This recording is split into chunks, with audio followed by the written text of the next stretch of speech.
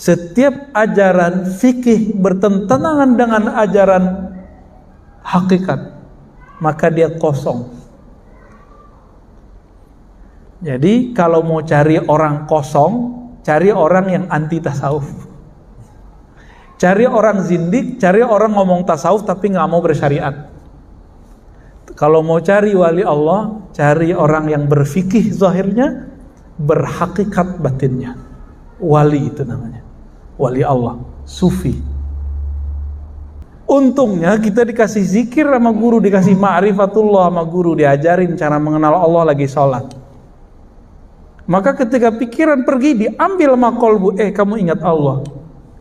Jadi setan itu, kata Nabi dalam hadis yang sahih, jika seseorang sholat, maka setan ngomong, uzkur kaza, uzkur kaza.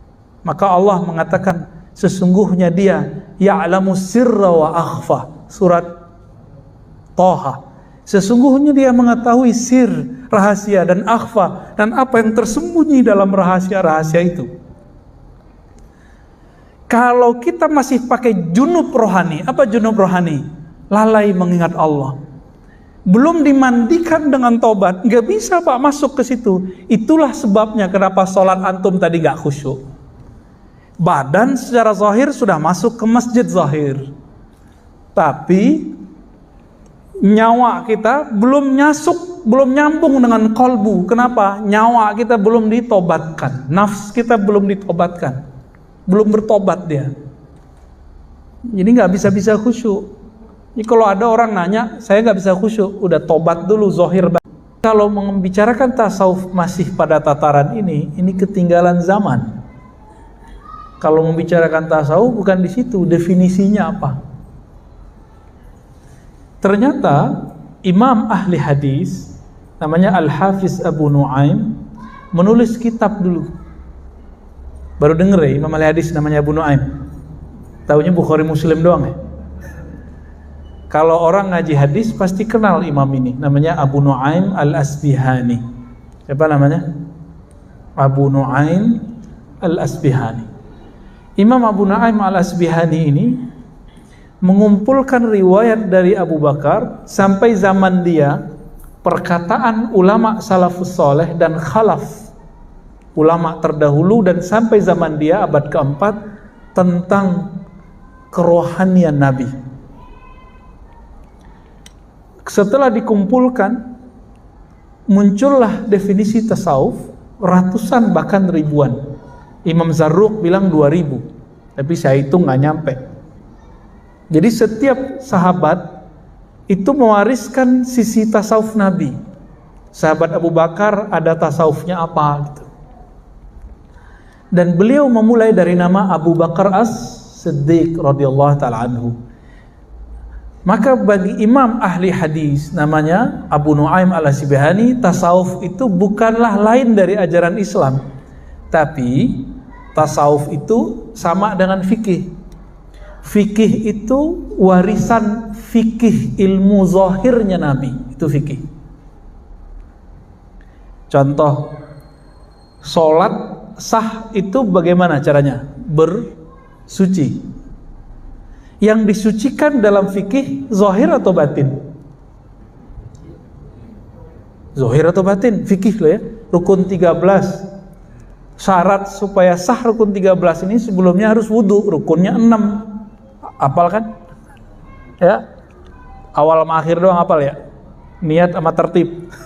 Lumayan lah.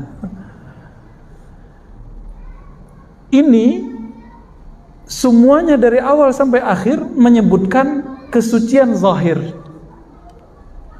Benar gak? Sholat rukun 13 dari niat, cuma niat yang pakai kolbu.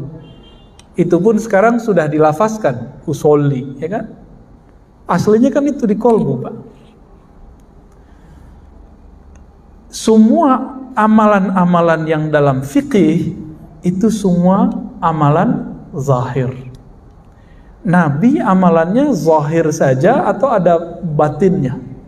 Ini beda dengan kebatinan ya. Batin itu artinya sisi terdalam dari manusia. Gimana? Di rukun 13 mulai dari pertama sampai nomor 13 ada nggak namanya khusyuk? Nggak ada. Adakah rasa menghinakan diri, khudu? Nggak ada. Itu di mana? Padahal Nabi ngomong nih, hadis yang sering kita dengar, "Shallu kama ra'aitumuni usolli." Salatlah kamu seperti kamu melihat aku salat. Ahli fikih memandang dengan mata zahirnya, ahli kolbu memandang dengan mata kolbunya. Muncullah dua ilmu yang berbeda. Satu namanya ilmu fikih, yang kedua namanya ilmu tasawuf. Jadi dua hal ini berbeda tapi tidak kontra. Loh, kok sekarang ada yang mencoba membuat dua ilmu ini kontra? Yang kontra itu otaknya dia. Fikih sama tasawuf nggak kontra. Mana buktinya? Imam Zarruq, Imam Sufi, dia mursyid Thariqat Syadziliyah. Dia ahli hadis juga, Pak. Jadi dulu itu Sufi ahli hadis, itu biasa. Sekarang Sufi suka nonton film Korea. Ya, itu maksudnya saya, Pak. Kalau yang luar-luar itu mah Sufi beneran ya. Apa kata mereka? Sufi itu zindiq. Benar ya sekarang? Dia anggap meninggalkan syariat. Loh, tidak ada. Imam Zarruq mengatakan apa? Setiap ajaran hakikat, ajaran tasawuf yang bertentangan dengan fikih, maka itu batil. Setiap ajaran fikih bertentangan dengan ajaran hakikat, maka dia kosong. Jadi kalau mau cari orang kosong, cari orang yang anti tasawuf. Cari orang zindik, cari orang ngomong tasawuf tapi nggak mau bersyariat. Kalau mau cari wali Allah, cari orang yang berfikih zahirnya, berhakikat batinnya. Wali itu namanya. Wali Allah, sufi. Beda definisi ya sama mereka ya. Kalau mereka membuat definisi sendiri, padahal nggak ngerti sufi itu apa. Apa kata mereka? Sufi kalau udah tinggi nggak sholat. Loh, mana ada sufi begitu? Ya, itu mah sufinya Cang Nandar ya. Nggak ada sufi begitu, nggak ada. Ya.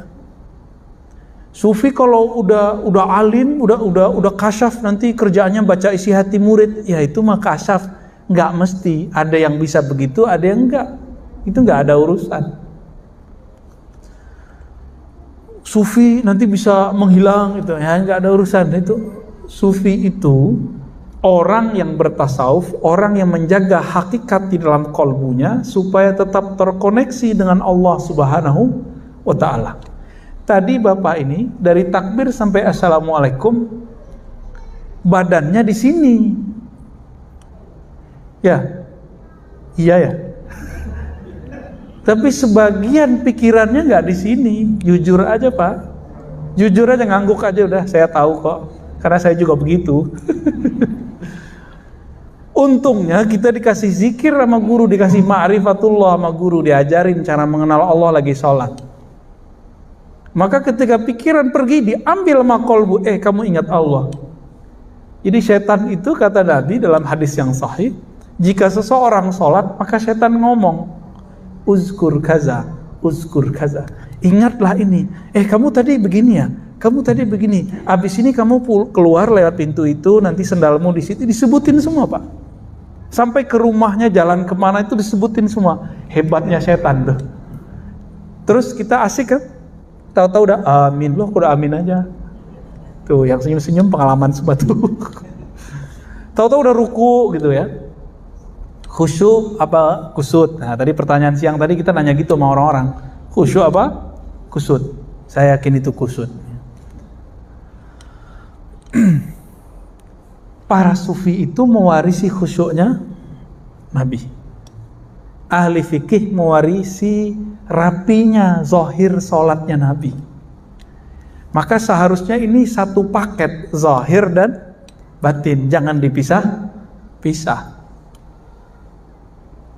Jadi kira-kira ini saya belum nyebutin hadis macam-macam, baru hadis sholat aja. Tasawuf bagian dari Islam atau bukan?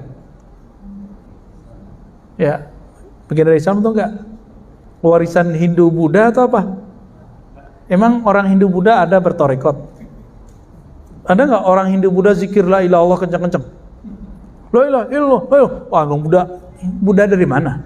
Syiah, emang udah pernah datang ke Iran? Orang Syiah gitu zikirnya. Orang Syiah kalau zikir ya Ali, ya Husain sampai mukul-mukul badan. Kalau tarekat enggak. Dia berzikir la ilaha illallah, memukulkan kalimah itu ke dalam dirinya. Kalau orangnya suka ngerok, Pak, itu zikirnya kenceng. La ilaha illallah, sampai kemudian hilang suaranya, nggak jelas. Kayak suaranya Cang Dandan kalau lagi canda. Emang dia kalau lagi canda tuh suaranya begitu. Bener ya? Bener Bang Adam? Baik. Bukan itu perwajahan tasawuf. Tasawuf itu lebih umum dari itu semua.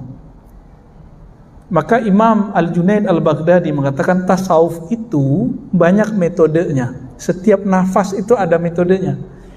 Ujungnya satu, berakhlak. Akhlak itu ada kepada Allah, ada kepada makhluk. Maka siapa yang bertambah adab akhlaknya kepada Allah, adab akhlaknya kepada makhluk, itulah sufi yang sebenarnya. Ya mohon maaf kalau ada guru-guru di sini kan ngajar cuma budi pekerti, itu baru ke makhluk. Kalau ke Allah itu mesti bertasawuf. Mesti bertasawuf. Ya. Jadi tasawuf itu bukan hanya sekedar suluk-suluk. Suluk itu hanya salah satu metode dari tasawuf. Pakai tasbih itu hanya salah satu metode dari tasawuf. Tasawuf lebih umum dari itu. Masih ingat hadis Jibril, Nabi ditanya Islam, iman, ihsan. Fikih itu warisan dari al-Islam. Coba lihat, rukun Islam 5. Semuanya amal zahir bukan? Syahadat, sholat zahir, puasa zahir, zakat di luar zahir kita malah. Ya. Haji zahir nggak? Bapak haji pakai perasaan atau pakai badan? Saya mau ke Mekah nih, cing, bisa begitu nggak? Nggak bisa Pak, mesti pakai badan. Saya mau zakat pakai hati, bisa nggak? Ustadz, saya cukup puasa lidah, puasa lisan, bisa nggak? Nggak bisa, mesti puasanya lahir batin. Karena ini lahir, turunlah namanya hukumnya, hukum fikih. Maka kalau belajar hukum yang ada di rukun Islam nggak lewat fikih, nggak sah fikihnya. Nanti bisa aneh. Muncullah di Jawa Timur dulu orang kalau sholat, dia sholat selalu pakai sendal. Karena dia baca hadis, Shollu ala ni'alikum. Sholatlah kamu pakai sendal, pakai tarompa. Ya, benar namanya gitu. Itu mereka pakai sendal Pak. Jadi aneh nggak? Kenapa nggak belajar fikih belajar hukum Islam lewat fikih? Sama, ada orang ingin mengenal Allah, merasakan khusyuk, tapi nggak lewat tasawuf. Muncullah, mohon maaf, buku-buku cara sholat khusyuk, tapi isinya nggak ada yang menyentuh. Isinya cuma sampai perenungan, merenungi makna, memahami teks, sampai di situ doang. Nggak ada yang betul-betul khusyuk yang Nabi maksud, itu nggak nyampe. Tanya semua ustadz hari ini, hampir semua mengatakan khusyuk itu memahami bacaan. Mampus Bapak yang nggak bisa bahasa Arab. Ya, menakutkan khusyuk kalau begitu Pak. Pada berhenti sekolah, bukan berhenti sekolah, berhenti sholat. Pak, Bapak udah berapa tahun Pak sholat Pak? Dari kecil Pak ya? Udah 60 tahun? Dari dulu belajar bahasa Arab nggak? Enggak. Terus kalau ada ustadz bilang khusyuk itu harus mengerti yang dibaca, Bapak stres nggak mikirin itu? Ya, nggak mungkin itu. Orang Arab Badui itu betul mereka bisa bahasa Arab, tapi bukan berarti mereka bisa ngerti Quran Pak. Mereka sholat aja. Maka Arab Badui itu lagi sholat ada yang meludah, ada yang mainin tangan, ada yang ada cincin diputer-puter kayak anak kecil. Kalau lagi duduk dia mainin pasir. Nabi ngurusin sahabat yang begitu-gitu Pak. Jangan dikira sahabat Nabi itu semuanya seperti Abu Bakar, Umar, Utsman. Ada yang Badui. Ada datang ke masjid cuma kentut doang, pipis doang tuh ada. Itu Arab Badui. Nabi ngurusin orang begitu dan gak pernah emosi, gak pernah bilang, ente zindik, masa masjid dipipisin? Gak ada. Sekarang cuma beda Sayyidina sama gak Sayyidina, kunut sama kunut, gak kunut. Ustadznya pakai doa jamaah, gak doa jamaah, itu rame di masjid. Mana akhlak nabinya? Ya, maka ada ilmu yang ketiga. Ilmu kedua iman, ilmu ketiga namanya ihsan. Ihsan itu yang melahirkan namanya tasawuf. Di fikih ada metode ringkas belajar fikih. Bapak kalau saya suruh pelajari cara sholat, buka Al-Quran, ketemu nggak rukun 13? Nggak. Di situ ada bacaan usoli, ada nggak di Quran? Makanya mereka biar nyuci otak orang awam begini, kamu baca nih Quran hadis, nggak ada usoli gitu, untuk batalin usoli. Emang nggak ada, ya. Dia aja nggak ada di Quran kok yang ngomong itu. Dibuka di Quran itu cuma perintah, aqimus shalah, aqimis shalah. Dirikanlah olehmu sekalian sholat. Cuma begitu. Cara sholat di mana? Di hadis. Oke. Sekarang buka Sahih Bukhari, Sahih Muslim. Ketemu nggak cara sholat rukun 13? Hadisnya nyampur-nyampur, Pak. Imam Bukhari nulis mawaqitus sholah, waktu-waktu sholat, satu bab besar. Habis itu kitabul azan. Habis itu baru sifatus sholatin Nabi. Bukan Albani loh ya. Sifat sholat Nabi ala Imam Bukhari itu ada. Itu. Sebelumnya, setelahnya ada tambahan, ada wudu, panjang di situ. Dan gak ketemu tuh rukun yang 6, hadisnya banyak.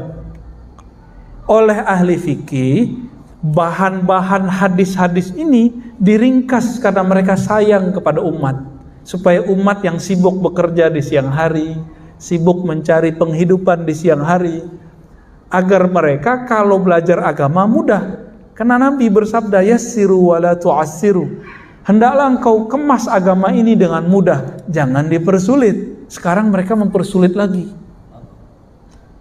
padahal Nabi suruh mudahkan. Apa kata mereka? Nggak boleh ikut imam, langsung aja ke Quran dan Sunnah. Kan mampus tar murid-muridnya.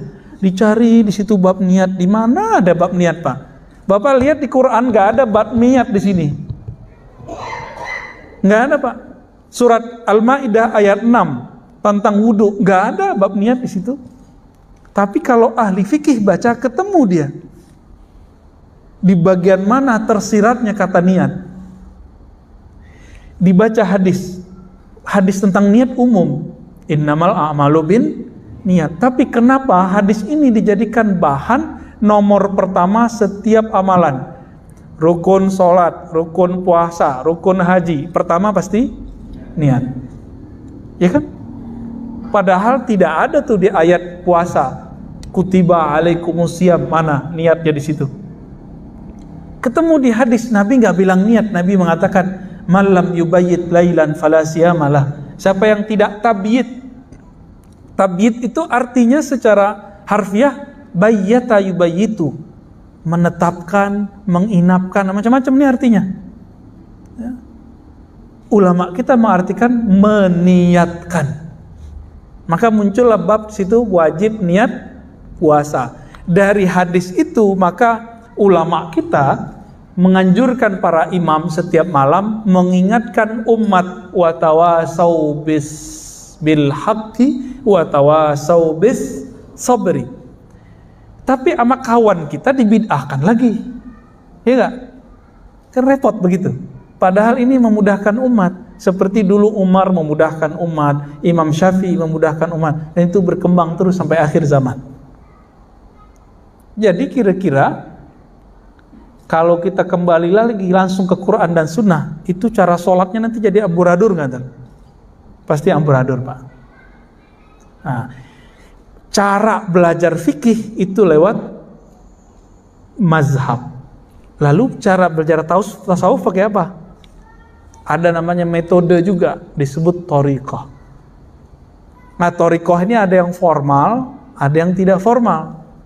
Yang formal itu seperti thariqah Naqsyabandiyah, tarekat Syaziliyah, Tarekat Qadiriyah itu formal. Formal itu gini, kayak sekolah, ada pimpinannya namanya mursyid. Ada asisten gurunya namanya khalifah, muqaddam, wakil talqin. Ada muridnya namanya salik. Ada tempat sekolahnya namanya surau atau tempat khalwat, zawiyah, ribat. Apalagi ada kurikulumnya, maka zikirnya dimulai dari A sampai ke apa gitu. Ya kayak sekolah. Saya mau tanya nih yang sekolah di pesantren, Nabi dulu ngajarin sahabat pakai kitab nggak? Selain Al-Quran, dimulai dari kitab Toharoh nggak? Bab bersuci gitu nggak? Nggak ada. Bid'ah nggak tuh? Kalau ahli fikih boleh buat begitu, kenapa ahli tarekat nggak boleh buat kurikulum zikir? Kok nggak boleh? Nah, maka kalau ahli fikih nggak ngerti ilmu tarekat, nanya dulu. Gitu. Ya. Maka Bapak Saudara ikhwan akhwat fillah, apakah tasawuf itu ajaran dari Nabi? Sudah terjawab, itu ajaran dari Nabi. Namun nanti metodenya disusun oleh para ulama sebagaimana ilmu fikih disusun oleh para ulama. Langsung saja ke Quran dan Sunnah. Kita tanya, Quran ini yang nyusun siapa? Ulama sahabat, siapa namanya? Utsman. Ini mushafnya Utsman itu beda loh dengan Ibnu Mas'ud. Beda tipis. Beda lagi dengan mushaf Ibnu Abbas. Ibnu Abbas surat Al-Bara'ah, surat Taubah ada bismillahnya. Tapi suratnya sama. Suratnya, susunannya beda-beda Pak. Ada mushaf Ali. Itu dimulai dari ayat pertama turun, terakhir adalah ayat terakhir turun. Tapi nggak ada sekarang. Semuanya mereka serahkan kepada Sayyidina Utsman. Mereka udah sepakat nih biar mudah untuk zaman sekarang. Jadi kalau kembali ke Al-Quran itu sama dengan kembali ke ulama sahabat. Quran zaman Utsman udah pernah lihat belum? Belum. Saya pernah lihat Pak. Quran mushaf namanya Masahif Utsmani. Bukan mushaf, masahif. Masahif artinya mushaf-mushaf. Ternyata beliau dulu menyalin 6 mushaf dan itu udah paling keren di zamannya. Yang agama-agama lain juga belum pernah. Dikirim satu untuk beliau. Berarti 5 keluar, satu untuk beliau. Salah satunya itu oleh Timur Leng, orang Uzbekistan. Disalin, kalau sekarang fotokopi, kalau dulu kan nggak ada mesin fotokopi, dikumpulkan ahli kaligrafi, khattat istilahnya, disalin semua. Saya baru lihat, oh begini model salinannya, sedikit beda-beda dikit dengan yang aslinya, hampir sama, nggak ada titiknya Pak, nggak ada barisnya. Terus yang ngasih baris siapa? Yang ngaris harokat siapa? Tasdid siapa? Titik siapa? Ayo siapa yang ngasih? Ulama. Katanya nggak boleh ikut ulama, langsung aja ke Quran dan Sunnah. Kayak istiqomah ini ya. Iya temannya Bapak. Iya, jenggotnya sama Pak. Ya, tapi itu jenggotnya tawadu Pak. Mancing-mancing dia. Gak boleh Cang Nangdar. Kata mereka apa? Langsung ke Quran. Quran ini yang menyempurnakan cara bacanya ulama. Bacaannya sama. Jadi kalau Utsman bin Affan baca, kita baca Quran kita begini nih, lengkap nih. Banyak awan-awannya kan? Ya kan? Ada baris-barisnya. Itu bunyinya sama dengan Utsman. Kalau dia baca Quran, kita dia nggak ngerti, Pak. Sama seperti kita nggak ngerti baca Quran Utsman, tapi teksnya sama. Cara bacanya beda, karena Utsman belum dikasih tahu cara harokat ini. Seperti kita nggak dikasih tahu model dulu yang tidak ada titik, koma, segala macam. Kita beruntung Pak hidup sekarang. Kalau hidup zaman dulu, Bapak ini harus hafal Quran semua. Ini cukup imam kita aja ngapal kan? Ini udah mau Ramadan, imam kita mulai murojaah nih.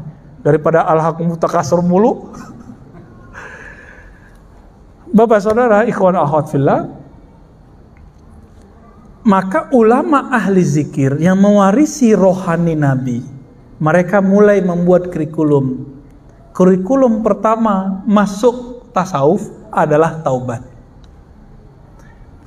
Taubat itu kalau dibuat ke belakangnya, di dalamnya ada namanya tazkiyatun nufus. Jadi tazkiyatun nufus itu sebenarnya subbab dari taubat. Taubat adalah bagian dari tasawuf. Sekarang mereka nggak mau menggunakan nama tasawuf. Pengurus masjid ikut-ikutan, takut ditinggal jamaah, Ustaz. Jamaah ikut Ustaz atau Ustaz ikut jamaah? Ini kedua kali saya nanya dalam 2 hari ini. Saya mau nanya Pak, jamaah ikut Ustaz atau Ustaz ikut jamaah? Yang benar yang mana? Oke. Jadi selera kajian itu seharusnya selera si Ustaz atau selera jamaah? Tuh kan kebolak-balik. Yang kejadian hari ini selera jamaah yang dikemukakan. Ya jamaah taunya itu aja. Ya, ditawarin kita mau 11 atau 20, ya jamaah milih 11. Tarawih, ya kan? Kalau ulama taunya cuma 20. Kalau ulama kalah sama jamaah, milihnya berapa? Ayo, ini gimana nih Tat? Ini mau 11 atau 20 ntar nih? Yang mikir 20. Waduh, gawat. V20 di sini ya? Belum? Bapak cari semua kitab fikih yang mu'tabar, gak ada sholat tarawih 11. Cari aja Pak, tanggung jawab dunia akhirat. Baru belakangan muncul Imam Son'ani, ya, Albani, Mubarakfuri, baru belakangan. Gak ada ulama terdahulu, katanya mazhab Syafi'i. Kunut sih udah bagus. Antum udah kunut kan? Ya udah kunut ya. Kayaknya mulai terancam nih yang 11 nih. Ya, ntar ngomong lagi, Tat, aneh belum lahir udah 11 rakaat. Emang itu dalil? Sejak kapan? Saya belum lahir di masjid udah 11 rakaat. Emang itu dalil? Kan enggak konsisten orang-orang ini. Banyaklah masalah kita Pak. Ini kita cuci-cuci, bongkar-bongkar ini. Ya. Siap dibongkar? Hah? Bongkar. Mari kita bongkar. Bapak saudara makar Allah, ulama ahli rohani ini karena dia mengerti dalil, dia mengerti metode, dimulailah bab tadi apa? Bab taubah. Itu beda loh Pak. Ahli fikih baca astaghfirullah beda dengan ahli kolbu, ahli tasawuf baca astaghfirullah. Beda. Ahli fikih baca la ilaha illallah beda jika ahli kolbu baca la ilaha illallah. Dalilnya mana lagi nih? Baca la ilaha aja Tat, nggak usah aneh-aneh kan gitu. Orang awam takut gila, katanya bertasawuf jadi gila. Tuh berhasil antum kecuci otaknya. Ya, itu kan yang ngomong begitu fitnatud dajjal itu. Bahwa belajar tasawuf jadi gila. Itu fitnatud dajjal itu Pak. Karena dajjal tahu orang kalau bertasawuf itu mati nggak takut, jihad langsung berani Pak orang kalau udah bertasawuf, karena nama Allah sudah terpatri di kolbunya. Jika Allah memanggil jihad yang sahih lah ya, bukan jihad-jihadan, bukan jihad jahat, jihad yang asli, itu dia akan menjawab. Tapi kalau jihadnya pakai hawa nafsu, dia nggak akan pernah menjawab. Maka dulu sahabat-sahabat nanya, wahai Rasulullah, ini kami ada yang jihad membela si fulan, membela kelompok, membela partai, membela suku, membela marwah. Apa kata Nabi? Jihad itu bukan itu. Jihad itu kamu berjuang li'ilahi kalimatillahi hiyal ulya. Hadis Sahih Muslim. Untuk mengangkat nama Allah yang tinggi. Di dirinya nama Allah belum tinggi. Bagaimana dia mau berjihad di luar? Nanti sama nasi bungkusnya kalah. Cang nangder ya. Jadi jihad-jihadnya orang hari ini, lapar aja mati jihadnya.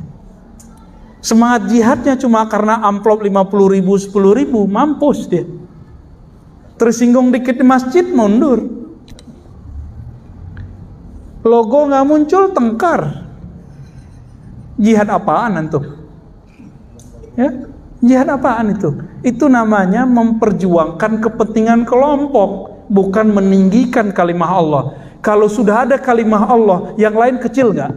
Waladzikrullahi akbar. Sungguh menyebut nama Allah itulah yang paling besar, yang lain hilang.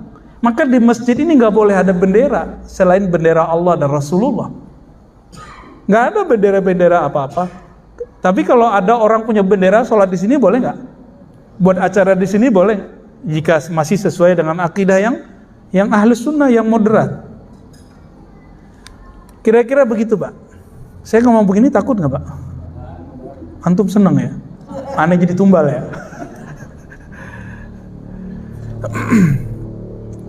Ahli-ahli tasawuf ini karena di kolbunya dibimbing orang bertaubat. Karena ahli tasawuf tahu, orang bertasawuf itu bukan berarti suci, tapi justru belajar kalau kotor gimana cara menyucikannya. Saya mau sholat, tapi lagi junub, wajib nggak mandi wajib? Bapak berani nggak lagi junub, habis malam pertama subuh nggak pakai mandi, berani nggak? Baru pulang keluar kota nih, Cang Nandar nih, pulang-pulang langsung serangan. Subuh berani nggak sholat tanpa mandi wajib? Nggak berani. Kenapa? Tubuh terasa kotor.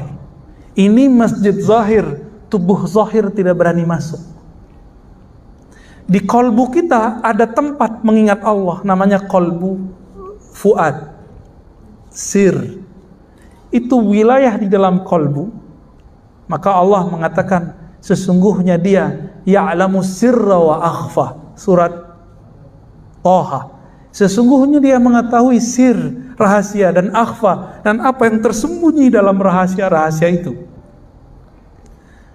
Kalau kita masih pakai junub rohani, apa junub rohani? Lalai mengingat Allah. Belum dimandikan dengan tobat, nggak bisa Pak masuk ke situ. Itulah sebabnya kenapa sholat antum tadi nggak khusyuk.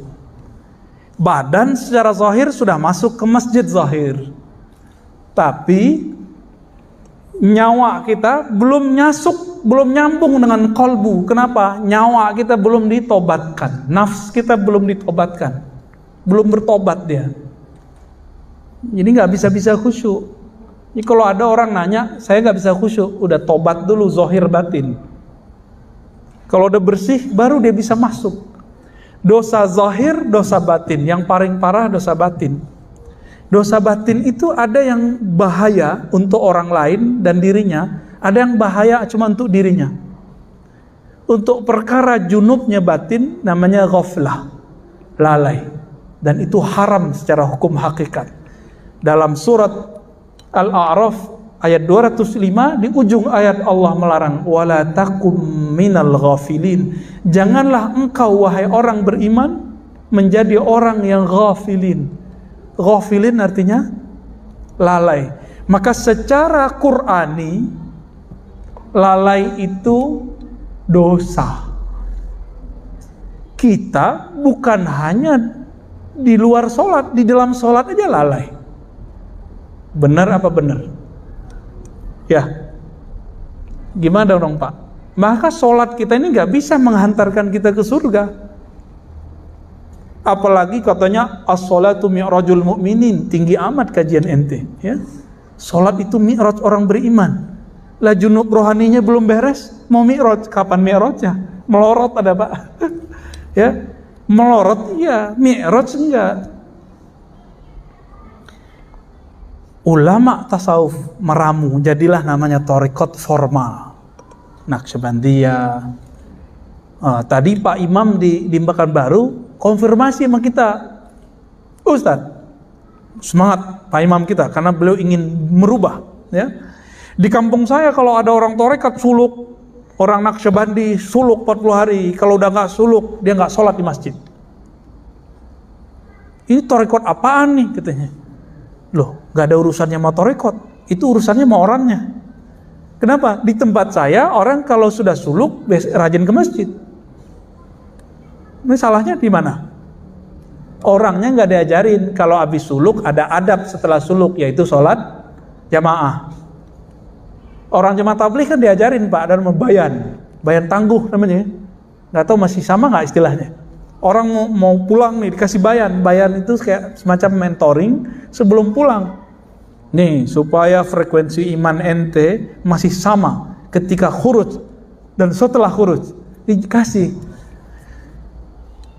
Di tarekat sekarang hilang. Saya teliti, ini jemaah tabligh ini ilmunya dari mana sih? Ternyata pendiri jamaah tabligh mursyid tarekat Naqsyabandiyah, Qadiriyah, Khistiyah, Suhrawardiyah, ahli hadis, mazhabnya Hanafi, akidahnya Maturidiyah. Maturidi ini kan sama dengan Asy'ariyah, beda tipis. Mursyid. Makanya dia buat tarekat informal ala jemaah tabligh. Kebaca sama Syekh Albani, apa kata Syekh Albani? JT, jemaah tabligh adalah sufi gaya baru.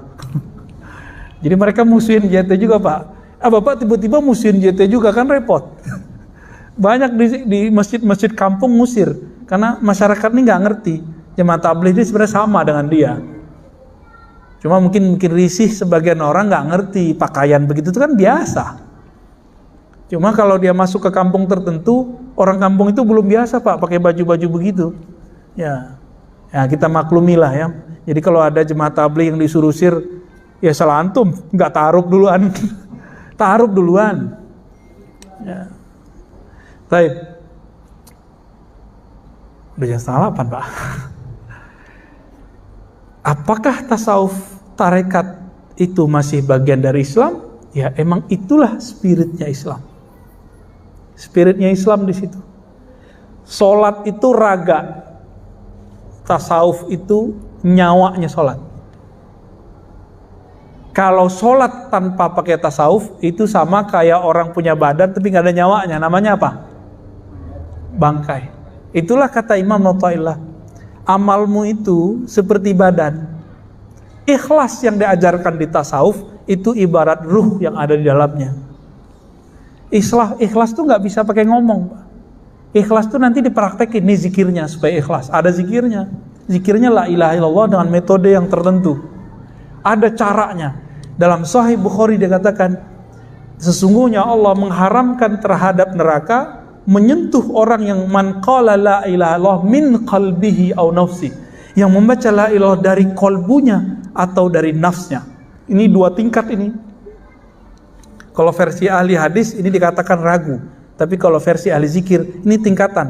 Ada orang baca la ilaha pakai kolbunya, ada yang pakai jiwanya, hasilnya beda. Kalau pakai jiwa, jingkrak-jingkrak Pak jadinya. Kalau pakai kolbu bisa nangis. Itu bedanya ya. Udah azan?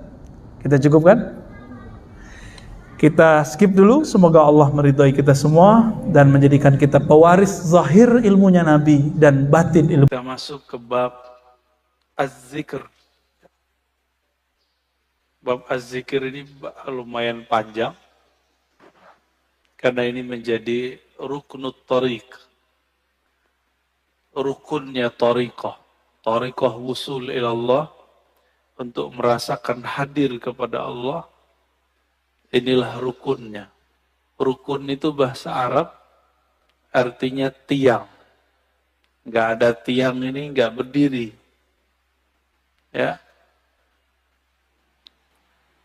Sebenarnya apa arti daripada zikir? Az-zikru ada beberapa makna. Namun di sini beliau memulai daripada faedah zikr. Az-zikru yusmirul maqamat kullaha minal yaqazah ila tauhid. Jadi zikir itu menghantarkan orang dari kesadaran batin, kita sadar nih, kita baca, ila tauhid, kepada tauhid mengesahkan Allah Subhanahu wa ta'ala. Wa yusmirul ma'arif wal ahwal, bisa membuahkan ma'rifat dan ahwal. Sebelum masuk ke bagian-bagian intinya, mari kita baca Al-Fatihah untuk baginda Nabi Muhammad SAW, karena beliaulah Sayyiduz Zakirin, pemimpin ahli zikir, dan kita kirimkan, kita bacakan untuk qalbu kita, dan begitu juga pengarang kitab ini Syekh Abdul Qadir Isa Asy-Syadzili Al-Qadiri. Al-Fatihah. A'udzu billahi minasyaitonir rajim. إياك نعبد وإياك نستعين صراط الذين أنعمت عليهم غير المغضوب عليهم ولا الضالين.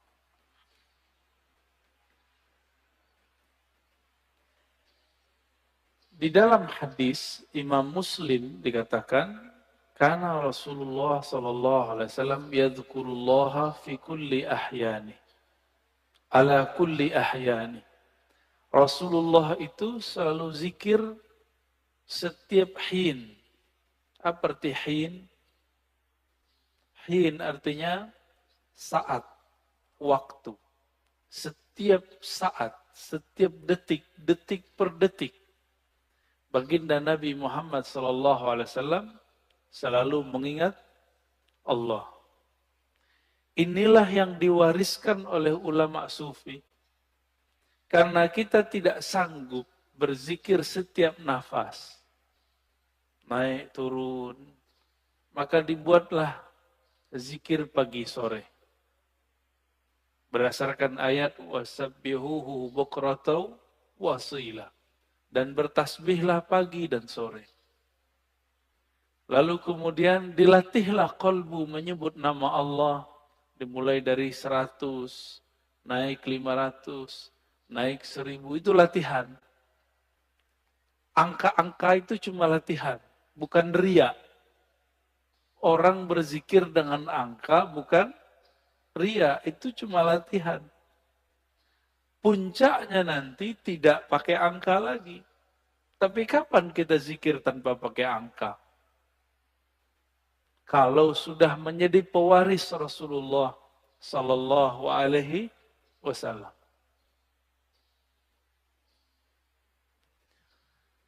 Malaikat-malaikat Allah dari awal dicipta sampai sekarang itu mereka cuma mengamalkan 1 atau 2 zikir.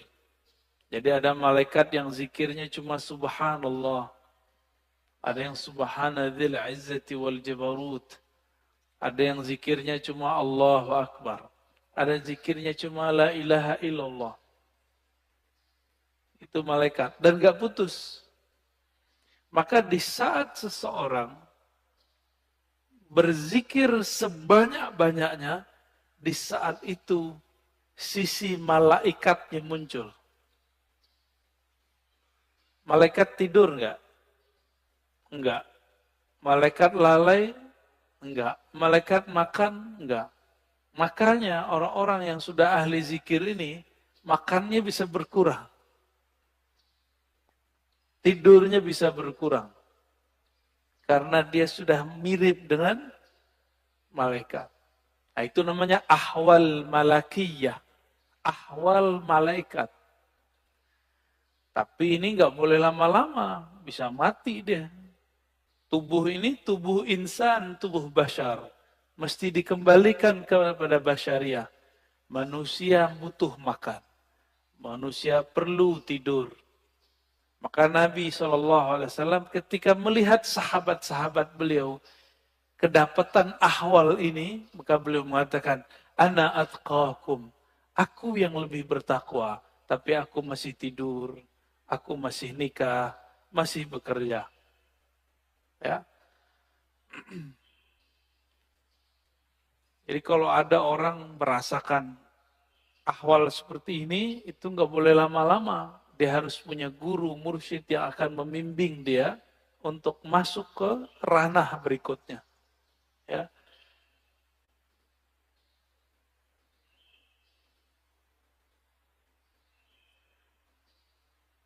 Kata zikir artinya ada 2. Pertama, zikir berarti benar-benar menyebut Allah. Ya. Kadang-kadang diartikan dengan makna yang lebih banyak. Ya, jadi ada makna secara harfiah, ada makna secara majaziyah ataupun di luar itu.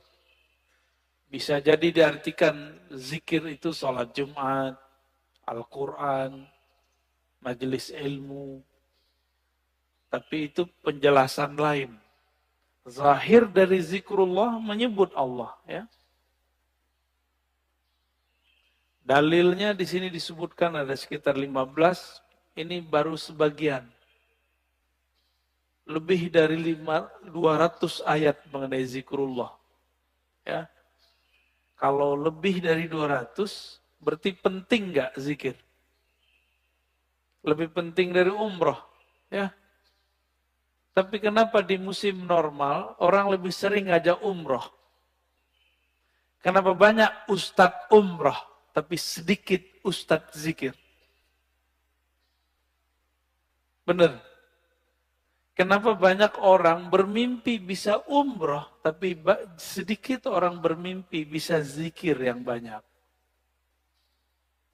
Karena kalau zikir doang, fulusnya tipis. Kata dia. Kalau umroh, fulusnya banyak. Siapa bilang ya? Itu nggak ngerti dia. Dia nggak faham ayat waladzikrullahi akbar. Sungguh menyebut nama Allah itu lebih besar dari semuanya. Orang kalau zikir, apa aja jadi besar. Ya. Cuma masalahnya nggak yakin kepada Allah Subhanahu wa Ta'ala. Dalam surah Al-Baqarah ayat 152, Allah mengatakan, "Fazkuruni azkurkum." Saya sudah pernah syarah di sini. Sebutlah aku, ingatlah aku akan ingat kamu. Duluan mana yang mengingat? Allah atau kita? Allah. Maka ciri-ciri, tanda-tanda Allah lagi sebut kita digerakkan oleh Allah menyebut namanya. Itulah hakikat ayat ini. Lalu surah Al-Imran 191, alladzina yazkurunallaha qiyaman wa qu'udan wa 'ala junubihim. Ulul albab itu disebut orang yang zikir berdiri, duduk ataupun berbaring. Dalam surah Al-Ahzab, ini ayat yang paling dahsyat ini. Ayat ini sering digunakan tidak pada tempatnya untuk membantah orang zikir dengan angka. Ya ayyuhallazina amanu zkurullaha zikran katsira. Wahai orang beriman, sebutlah Allah sebanyak-banyaknya. Ingatlah Allah sebanyak-banyaknya. Apakah ini dalil melarang menyebut dengan angka? Enggak. Zikir 1000 itu banyak bukan? Maka dia masuk ke zikran katsira. 10.000 termasuk banyak, 70.000 banyak, berarti masuk ke situ. Yang penting niatnya angka itu bukan membatasi, tapi menerjemahkan makna zikran katsira. Baru zikir 100 pagi, 100 sore, udah nyalain orang zikir 1000. Ya. Nggak ngaca dia kepada sahabat Nabi. Sahabat Nabi Abu Hurairah zikir 12.000 sebelum tidur. Ada yang bisa zikir 12.000 sebelum tidur? Keburu tidur ya.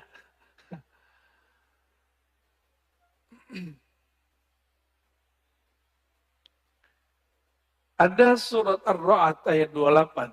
Ala bidzikrillah tatmainnul qulub. Ketahuilah hanya dengan menyebut Allah, kalbu bisa tenang. Jadi antum mau belajar apa aja, itu kalbu nggak akan tenang. Jadi orang kalau hijrah, tidak hijrah zikrullah, nggak akan mendapatkan kedamaian kalbu. Oleh karena itu, bagi saya, berdasarkan ayat-ayat ini kan banyak ayatnya tadi. Belajar zikir itu bukan sunnat, tapi wajib. Ya. Belajar zikir itu sunat, salah itu. Belajar zikir itu wajib. Kenapa disebut wajib? Allah mengatakan, aqimis salata li dzikri. Dirikan salat untuk mengingatku. Salat wajib enggak? Wajib. Supaya kita dari awal takbir sampai assalamualaikum connect kepada Allah SWT, maka yang dilatihkan apa? Gerakan yang bagus atau zikir yang mantap? Apa yang dilatihkan? Dirikanlah sholat untuk mengingatku. Berarti yang dilatihkan apa? Mengingat Allah yang dilatihkan. Jangan sibuk masalah ini wajah tu atau enggak pakai ini. Enggak khusyuk antum ntar, malah kusut nanti. Jangan sibuk masalah usoli bid'ah atau tidak bid'ah. Enggak khusyuk nanti. Oh ini kan ilmiah. Ilmiah itu bagian akal. Kalau sholat pakai kolbu. Jadi kita nggak ada debat lagi kalau sholat. Antum mulai sholat debat. Wah imamnya jahar nih bismillahnya. Kata mazhab ini ngaji lagi sholat. Ya, pengajian dia lagi sholat. Kuliah aja kali ya. Imamnya kunut. Debat lagi di hatinya. Kunut itu menurut imam ini bid'ah. Ngapain? Sholat itu bukan lagi berdebat. Sholat itu menikmati santapan-santapan zikrullah. Ya. Jangankan itu. Muawiyah ibn al-Hakam al-Aslami. Ada orang bersin lagi sholat. Dia lagi sholat. Dia baca Raihal Yarhamukallah. Gimana Pak? Boleh nggak? Kita lagi sholat. Ada orang bersin, terus kita bilang, Yarhamukallah. Gimana? Gimana sholatnya? Masalahnya sahabat ini kan gak semua ngerti fikih. Nabi lagi ngajarin. Lagi sholat, sahabat bentak dia. Kayak anak kecil dulu. Maka Nabi ini ngajarin sahabat betul-betul satu persatu. Lagi sholat, bentak sahabat. Gimana tuh? Apa kata beliau? Selesai sholat, Nabi tidak mengata-ngataiku. Bi abi wa ummi, demi Allah, demi ayah ibuku. Beliaulah guru terbaik. Guru paling ideal, gak pernah ngata-ngatain orang. Terus Nabi bersabda, kata beliau, wahai Muawiyah, sholat itu la tasluh. Tidaklah cocok kecuali zikrullah dan tasbih. Maksudnya, kamu gak usah tanggapin kalau ada orang bersin.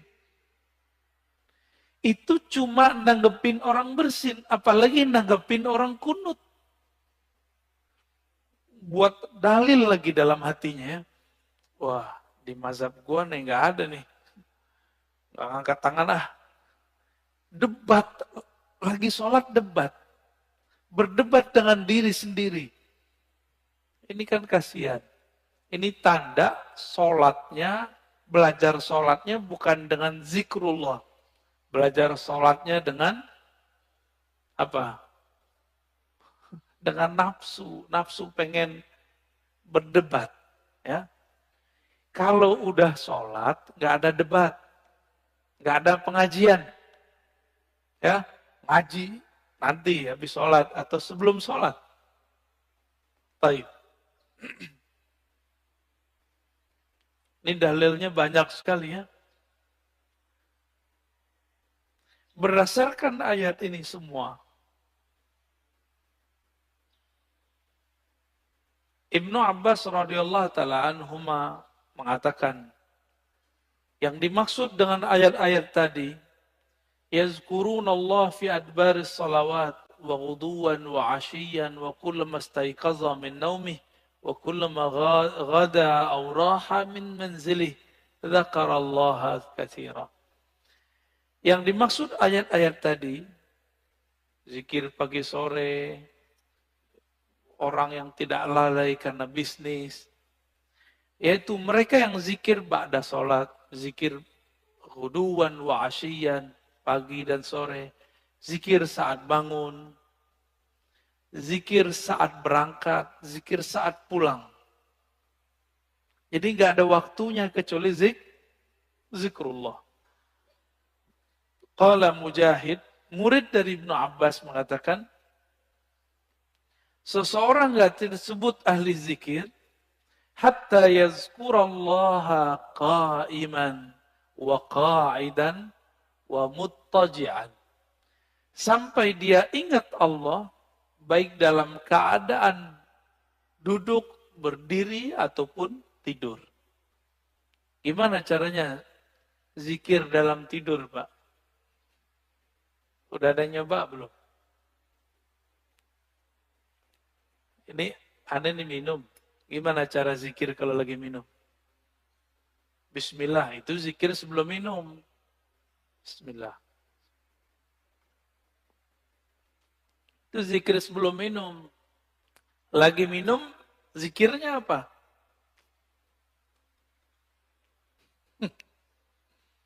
Pusing kan? Nah, ini yang mau kita bahas nanti. Kita lagi makan, bisa nyebut nggak? Kan nggak bisa. Apa dong zikirnya? Zikirnya ada dua. Pertama, sebut di kolbu. Yang lebih tinggi, memandang air ini dari Allah. Memandang segarnya dari Allah. Kenyang dari Allah, itu zikir lagi makan. Gimana? Udah zikir lagi makan belum? Belum ya? Masih memandang nasi yang mengenyangkan. Masih memandang air yang menyegarkan. Berarti kita belum berzikir saat makan dan minum. Sederhana? Rumah makan sederhana.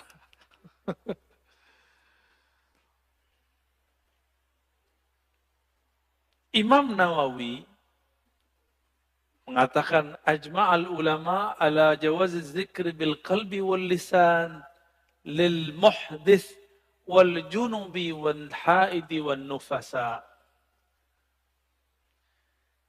Ulama sepakat bahwa zikir itu dibolehkan dengan kolbu dan lisan, baik bagi yang berhadas, yang junub, yang haid, ataupun nifas. Kenapa? Ini kan zikir, sebenarnya zikir itu golnya di kolbu. Kolbu tidak pernah haid. Kolbu tidak pernah junub. Junubnya kolbu adalah lalai mengingat Allah Subhanahu wa ta'ala. Benar, sering junub gak antum? Makanya kita ini sering junub, Pak. Mandinya jarang. Ya. Makanya ketika masuk sholat, kita masih membawa junubul ghafalat. Junub lalai kepada Allah Subhanahu wa ta'ala. Orang junub betah nggak masuk masjid? Berani nggak masuk masjid orang junub?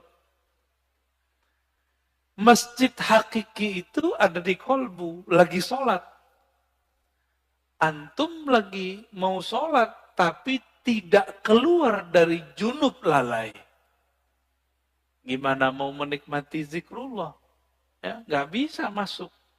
Jadi kita nggak bisa masuk ke kolbu kita. Padahal itu diri kita sendiri. Ya. Hadisnya sangat banyak. Ini ada hadis yang paling kenceng ya, paling dahsyat ini. Kata Nabi, masalul ladzi yadhkur rabbahu wal ladzi la yadhkur rabbahu kamasalil hayyi wal mayyit. Hadis ini riwayat Imam Bukhari ya, dalam kitab doa. Perumpamaan orang yang zikir dengan tidak zikir itu sama dengan orang hidup dan mati.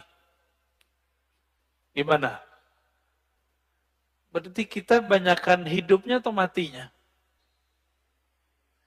Jadi kalau hidung kita ini dibuka akan rasa penciumannya oleh Allah Subhanahu wa taala, indera penciuman batinnya oleh Allah, kita akan mencium orang yang tidak zikir itu bau bangkai. Cuma alhamdulillah Allah tutup itu. Coba kalau dibukakan, Pak. Kita setiap ke jalan kemana itu bau bangkai di mana-mana itu. Maka kita bersyukur kepada Allah, Allah tidak bukakan kasyaf yang banyak. Karena kalau kebanyakan kasyaf, bisa pusing sendiri kita nanti. Maka ada beberapa wali, gak berani mereka ke masjid. Karena kalau ke masjid, dia lihat muka orang macam-macam. Ada yang ria, ada yang muka monyet, ada yang muka kambing, ada yang muka babi. Ya, maka Imam Ghazali buat fatwa khusus untuk orang ini. Ya, dibolehkan oleh Imam Ghazali bagi orang ini tidak sholat di masjid sementara sampai ahwal itu hilang.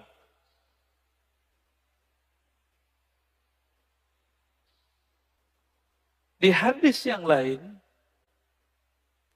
sesungguhnya Allah Subhanahu wa taala mempunyai malaikat yatufuna fit turuqi yaltamisuna ahla dzikr. Allah mempunyai malaikat-malaikat yang yatufun, bertawaf, berkeliling, mencari majelis ilmu. Ketika mereka bertemu, mereka berteriak, mereka memanggil kawan-kawannya, halummu ila hajatikum. Wahai sahabat-sahabatku, wahai para malaikat, berkumpullah. Jika yang dipanggil itu ada manusia yang sudah mendekati karakter malaikat, maka dia juga terpanggil ke majelis itu. Jadi yang datang bukan hanya malaikat, tapi juga manusia yang karakter malaikatnya sudah hidup. Ya, itu mana hadisnya. Itulah sebabnya kenapa majelis-majelis zikir itu rame dulu. Masih ingat dulu Ustadz Arifin? Ya, rame nggak dulu? Cuma ya sayang, Ustadz Arifin tidak berthariqah. Akhirnya tidak ada kaderisasi murid menjadi mursyid. Karena beliau bukan mursyid. Tapi kita berterima kasih, berkah beliau Indonesia dizikirkan dengan zikirnya yang khas. Dengan suara serak-serak basahnya yang lumayan. Ya. Tapi beliau meninggal ya sudah. Untungnya di negeri ini banyak mursyid-mursyid tarekah. Ya, kita beruntung. Banyak mursyid-mursyid yang mereka memegang ajaran-ajaran zikrullah. Meskipun dituduh ahli bid'ah, dituduh sesat, dituduh gila, mereka nggak mau hiraukan. Mereka tetap jalan.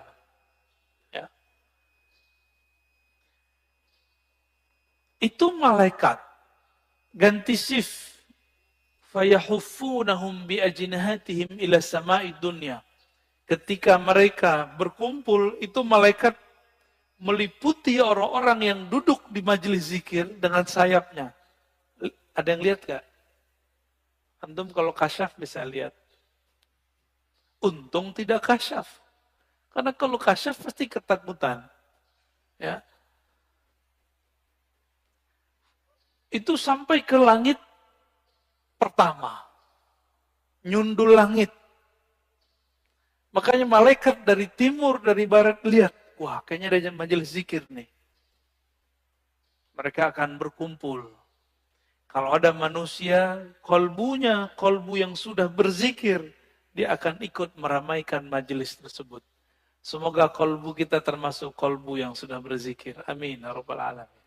Semoga yang hadir ini dipandang Allah, kolbunya kolbu berzikir. Amin ya Rabb. Lalu mereka ditanya oleh Allah, wa huwa a'lamu bihim. Pada Allah lebih tahu keadaan mereka. Ma yaqulu abdi. Apa yang dibaca oleh hambaku, wahai malaikat? Lalu mereka mengatakan, mereka bertasbih kepadamu, ya Allah. Bertahmid ya Allah, bertakbir ya Allah, bertahlil. Apa kata Allah? Hal ra'auni? apakah mereka melihatku? Lalu para malaikat menjawab, tidak ya Rob. Seandainya mereka melihat aku, bagaimana? Oh, kalau kita udah melihat Allah, antum tuh nggak mau kerja lagi. Mungkin nggak mau nikah lagi. Ya udah asik dengan zikrullah. Ini hadisnya panjang ya. Akan disebut dengan humul julasa la yashqa bihim jalisuhum.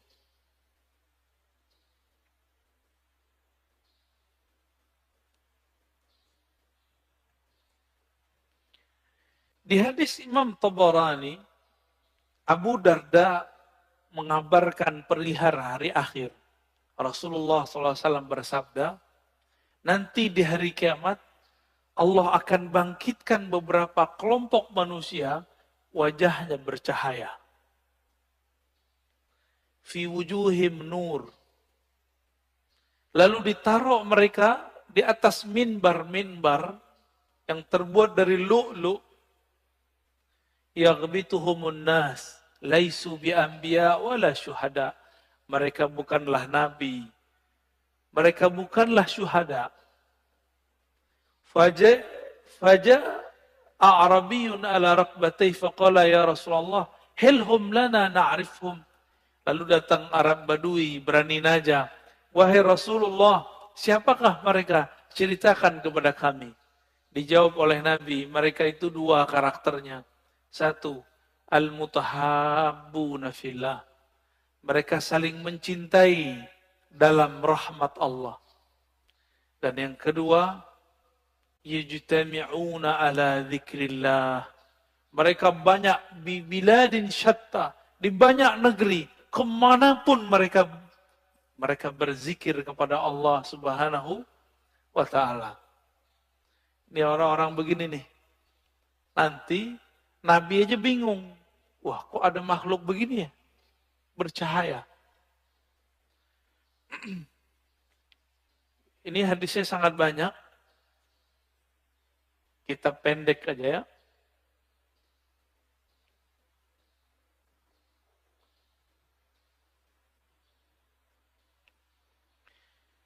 Ini kalau antum zikir,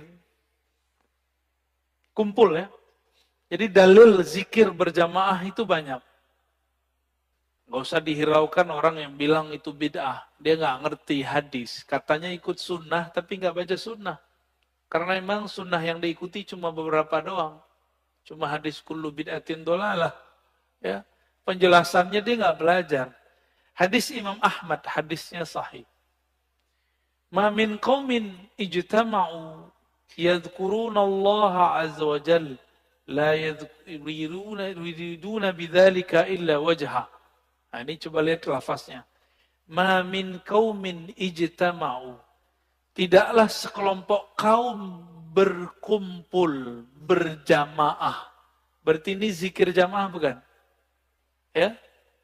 Yazkuruna Allah, mereka pakai lafaz jamaah. Mereka mengingat Allah Subhanahu wa ta'ala, tidak menginginkan kecuali ridhanya. Illa nadahum munadin minas sama. Kecuali ada yang berseru dari langit. Kumu maghfuran lakum. Ketika selesai berzikir, apa kata mereka? Ya sudah, kalian berdirilah, selesaikanlah, Allah mengampuni kalian. Qad buddilat sayyi'atukum hasanat. Sekarang semua keburukan kalian diganti dengan kebaikan-kebaikan. Cuma kan nggak dengar Pak ya. Jadi antum di sini ngorok itu dapat pahala Pak. Itu dapat zikrullah itu ya. Apalagi bangun. Tapi jangan tidur Pak ya. Karena bilang begitu malah tidur lagi.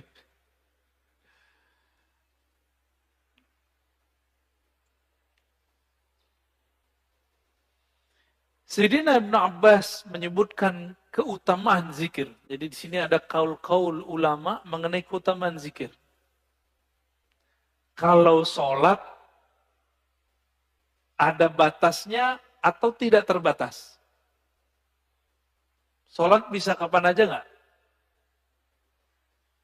Bisa kapan aja? Boleh nggak sholat di WC? Boleh nggak sholat habis subuh sampai terbit matahari? Ini jangan ada lagi saya lihat Pak ya. Lagi taklim sholat syuruk. Itu jahil namanya. Ya, ini kita kasih tahu berulang-ulang. Ngaji satu bab, dengar satu hadis, itu lebih afdol daripada 100 rakaat. Antum dapat hadis. Kalau orang zikir ba'da sholat subuh berjamaah di masjid, lalu sampai syuruk, sholat 2 rakaat. Bagi dia pahala haji dan umroh, tamah, kan begitu. Sempurna. Itu kalau nggak ada taklim. Kalau taklim, apa kata Nabi? Lebih afdol daripada 100 rakaat. Bahkan di riwayat Ibnu Majah 1000 rakaat. Antum sholat 2 rakaat, lewat maklumat ini.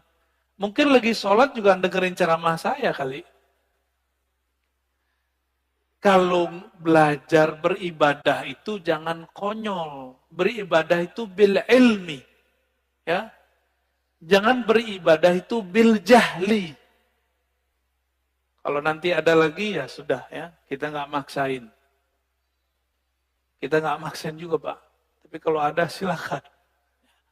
Tapi saya lihat ada aja di masjid, banyak masjid udah kita kasih tahu masih aja. Ya. Antum dengerin satu hadis itu lebih afdol daripada 100 rakaat. Padahal sholatnya cuma 2 rakaat. Ninggalin faedah 100 rakaat. Pilih mana? Kalau hitung-hitung duit, mana yang lebih untung? Yang ngaji. Sholat juga belum tentu khusyuk, ya. Kusut udah pasti.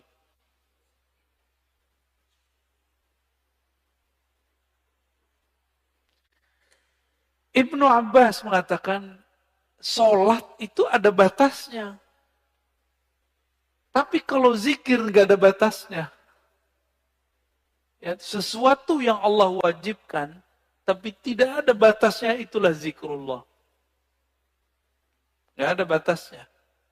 Disebut zikran katsira. Waktu kita kan 3 aja. Duduk, berdiri, tidur. Benar nggak? Kalau lagi hidup nih, kalau udah meninggal, ya berbaring deh. Ya, di liang lahat. Jadi waktu kita 3 aja. Nah, surat An-Nisa 103, surat Ali Imran ayat 191, itu kan menyebutkan mereka, kalau di An-Nisa perintah, ya, fazkurullah. Kalau Ali Imran, yazkurunallaha qiyaman, kan sama aja. Ingatlah Allah lagi berdiri, duduk, dan tidur, berbaring. Waktu kita 3 aja Pak. Jadi ayat ini oleh orang yang tidak paham dikira cuma, itu mah zikir cuma sebentar doang. Cuma 3 waktu. Padahal 3 waktu itu semua waktu kita. Semua waktu kita adalah berdiri, duduk, berbaring. Bapak naik mobil, duduk gak? Naik motor, duduk gak? Turun dari mobil, berdiri. Turun dari motor, berdiri. Istirahat, tidur, udah. Waktu kita cuma 3 aja. Antum baru paham ya? Lucu juga ya. Padahal ayat udah dibaca dari kecil. Bahwa waktu al-awqat salasah. Qiyaman, wa qu'udan, wa ittija'an. Lucu juga ya. Udah baca bertahun-tahun baru paham sekarang. Bahwa ternyata kita ini gak lepas dari 3 waktu itu. Saya lagi ngapain Pak? Bapak lagi ngapain? Duduk. Berarti harusnya zikir ya. Zikirnya kita pagi ini zikir ngaji. Dan zikir ngaji lebih afdal daripada sholat sunat 100 rakaat.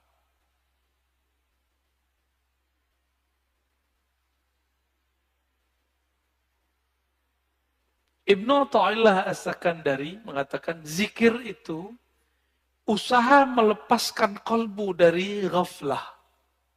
Apa arti ghaflah? Lalai. Gimana caranya? Dan tardid ismillah bil qalbi wal lisan. Dengan mengulang-ulang nama Allah dengan kolbu dan lisan. Maka ahli thariqah itu punya metode yang sangat sempurna sekali. Metode berzikir dengan kolbu dan berzikir dengan lisan. Ya. Nanti ada masanya di sini kita zikir. Saya talqinkan semuanya Pak. Tergantung sirnya turun atau belum. Ini belum ada Pak sekarang, belum. Karena kalau di kolbunya belum ada koneksi, itu ngefek. Ya. Bapak sholat aja nih, ada debat 1-2 orang masalah kunut, itu ngefek ke badan saya. Langsung gak nyaman rasanya. Itu terasa Pak bagi saya. Agak sensitif dikit. Ya. Jadi adanya orang ngerasa, kunut, itu langsung gak nyaman saya. Ya. Apalagi di samping saya itu mengganggu sekali. Maka mending gak kasyaf. Karena kalau kita kasyaf, kedengaran isi hati orang kan gawat. Ya.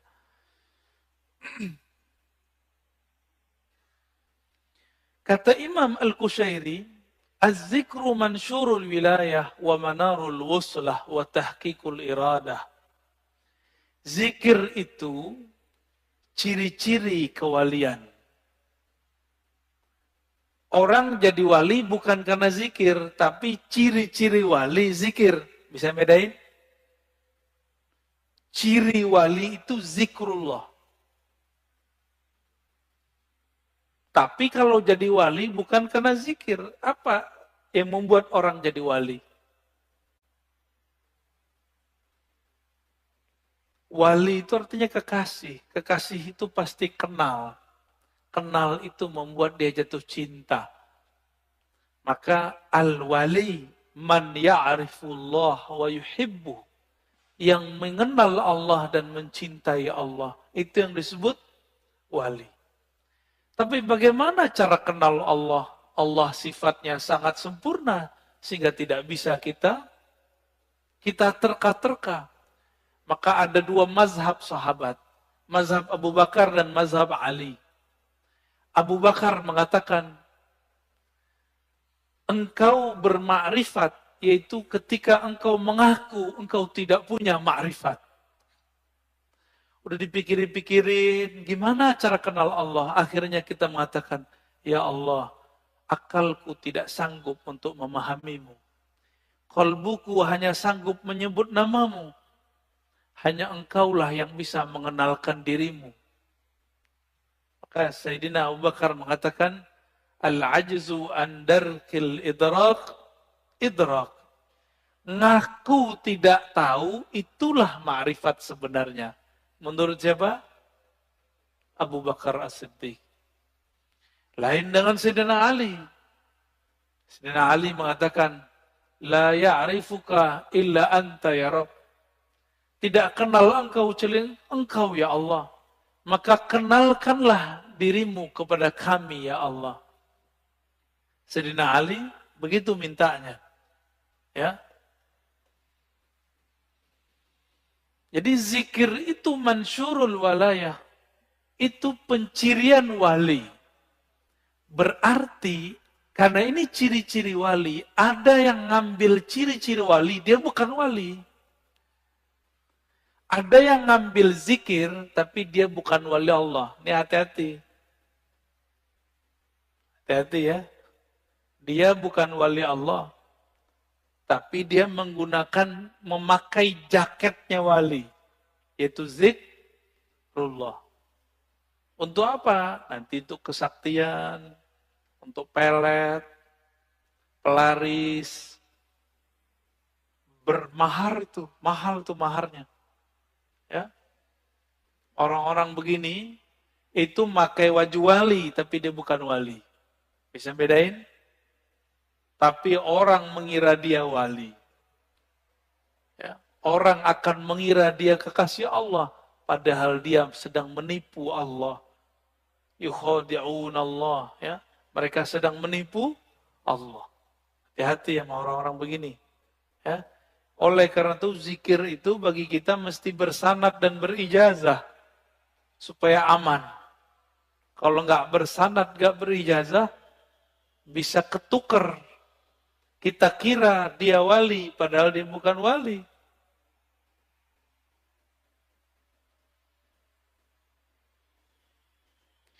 Ciri-ciri orang benar perjalanan ruhaninya, alamatu sihhatil bidayah, wa dilalatun nihayah. Ciri-ciri orang benar jalan ruhaninya, dia mulai dengan belajar zikir kepada ahlinya. Dan diakhiri dengan zikir pada penutupnya. Cuma beda, orang kalau belajar zikir dari awal, biasanya di awal-awal rajin. Kalau orang sudah sampai, ini contoh, guru silat sama yang baru belajar silat beda nggak? Kalau baru belajar silat, siapa aja mau diajak tarung, bener.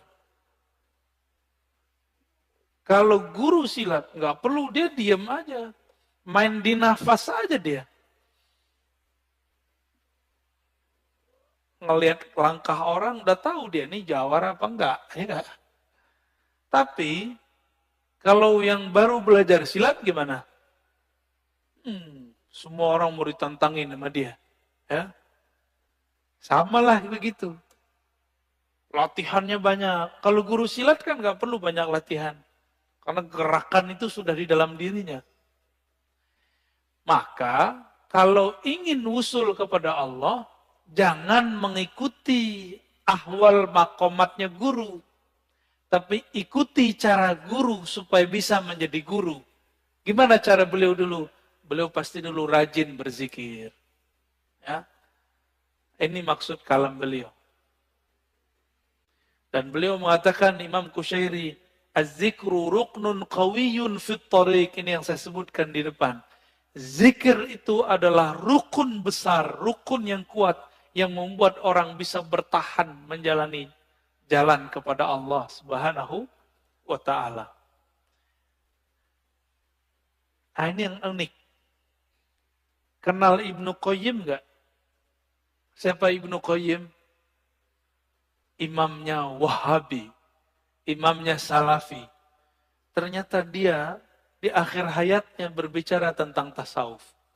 Dalam kitabnya Al-Wabilus Shayyib, ya, halaman 52, di beberapa cetakan beda halaman, kata beliau, wala raiba annal qalba yasda' kama yasda'un nahas wal fiddah wa ghairuhuma wajilauhu bidzikr. Besi bisa karatan nggak? Bisa. Besi itu dulu atau kaca itu bisa karatan. Sama, kolbu itu kan mirip seperti itu. Dia bisa karatan. Pembersihnya cuma zikrullah. Ini Ibnu Qayyim yang ngomong. Maka Ibnu Qayyim ini menganjurkan zikir dan istighfar, zikir dan istighfar. Dan dia mengajarkan di bagian lain di tempat, di kitab awal Al-Wabilus Shayyib, agar seseorang mempelajari zikir kepada gurunya, kepada ahlinya. Dan dia di situ bercerita tentang Ibnu Taimiyah, Imam Salafi. Itu kalau teman-teman Salafi tahu, saya nggak tahu, nggak ngerti apa yang terjadi nanti. Ya, apakah dia akan membid'ahkan imamnya? Saya nggak ngerti ntar. Ibnu Qayyim, begitu juga murid-murid Ibnu Taimiyah meriwayatkan hal yang sama. Ibnu Taimiyah habis sholat subuh, beliau duduk membaca zikirnya, wiridnya, sampai tengah hari. Kira-kira gimana Pak? Bid'ah nggak tuh? Ya, kita zikir bentar aja disebut bid'ah. Ya, ini dia zikir dari ba'da subuh sampai siang hari. Di kitab Manaqib Ibnu Taimiyah disebutkan beberapa zikir Ibnu Taimiyah adalah baca Al-Fatihah 40 kali. Gimana tuh? Dia wiridan, torikotnya torikot Al-Fatihah tuh. Fatihah diulang tardidul Fatihah 40 marrah. 40 kali dibaca-baca. Bismillahirrahmanirrahim. Begitu. Dibaca lagi, dibaca lagi, dibaca lagi. Ini yang kita sebut apa namanya? Wiridan. Ditanya oleh Ibnu Qayyim, wahai Tuan Guru, Syekhul Islam, apa gerangan yang terjadi pada engkau? Kok zikir selama itu? Apa jawaban beliau? Zikir itu adalah ghazai, kuti wa ghazai, adalah makanan ruhku. Itu kata-kata siapa? Ibnu Taimiyah. Jika aku kurang memberikan makannya, maka jiwaku menjadi lemah. Begitu Ibnu Taimiyah di akhir hayatnya. Coba antum zikir bentar aja tasbih, 500 kali putar. Langsung diejekin sama mereka ya. Ini terjadi pada Abu Yazid Al-Bustami. Abu Yazid itu hidup jauh sebelum Ibnu Taimiyah. Jadi orang begini itu sudah ada dari dulu. Jadi imam kebetulan. Kebetulan jadi imam. Abu Yazid duduk di pojok situ zikir. Orang udah mau pulang dia masih zikir di situ. Apa kata Pak Imam? Bayazid, Bayazid. Ente masih zikir aja, makan apa ente pagi ini? Langsung dia lihat imamnya. Imam saya kok gak percaya Allah Maha memberi rezeki. Maka beliau langsung berdiri dan mengatakan, U'idu salati, aku harus mengulang salatku. Kenapa? Salat subuhku tadi dipimpin oleh orang yang tidak meyakini Allah SWT memberi rezeki. Gawat Pak ya, kalau bab hakikat. Kayaknya kalau begitu banyak sholat yang diulang nih. Makanya mazhab hakikat itu nggak boleh dikembangkan. Cukup dipakai sendiri-sendiri. Berat ya?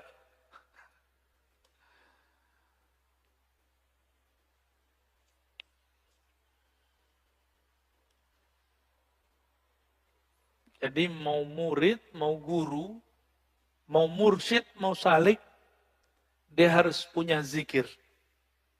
Cuma kalau murid, zikirnya kayaknya ngoyo.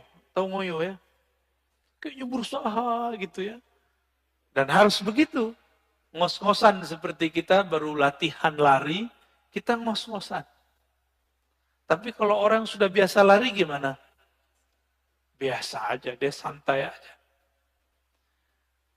Makanya mursyid itu zikirnya santai karena sudah di nafasnya. Kalau kita zikirnya baru di lidah.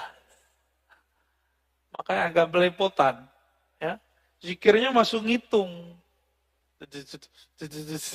Ya.